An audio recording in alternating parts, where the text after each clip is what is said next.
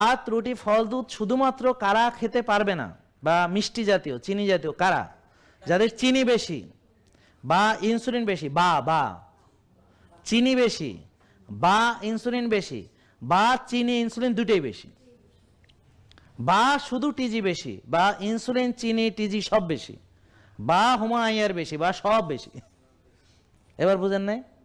তাহলে যার হোমোআইআর 2-এর কম আছে সে চাইলে কিছু কিছু খেতে পারবে। এখন ধরেন আপনার সব ভালো, এখন কতখানি আপনি খেতে পারবেন, এটা প্রশ্ন। কতখানি মানে আমরা কখনোই ওই যে 1 ভাগ খেতে হবে এটা ভুলে যাব না। হ্যাঁ, বুঝেন নাই কথা? এটা খালি ভুলে যাব না যে 1 ভাগ খেতে হবে, এটা ভুলে যাব না। তারপর ক্ষুধাকে রেসপেক্ট করা ভুলে যাও, ক্ষুধা লাগলে খাবো, ক্ষুধা। এখন অনেকে বলে স্যার আমার ক্ষুধা লাগে না, তো ক্ষুধা লাগে না যারা, তাদের জন্য পরামর্শ হলো ভালো ঘুমান, শ্বাসের ব্যায়াম করেন, ওজন নিয়ে কম করেন, দেখবেন ক্ষুধা মানে কি সব খাই ফেলতে মন চাইবে। হ্যাঁ, কফি এনামা এক্সেলেন্ট, মানে ডিটক্সিফিকেশন।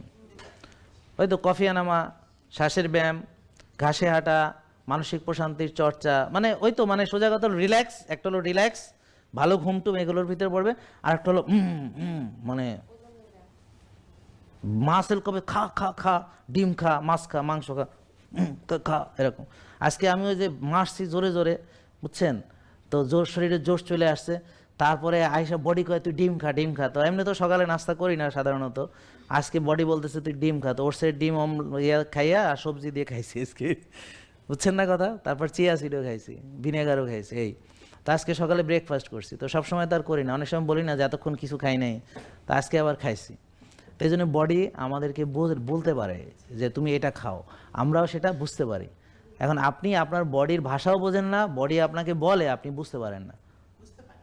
হ্যাঁ, ব্যাপারটা বুঝছেন? তা আমাদের বডি ল্যাঙ্গুয়েজ বুঝতে শিখতে হবে, জানতে হবে।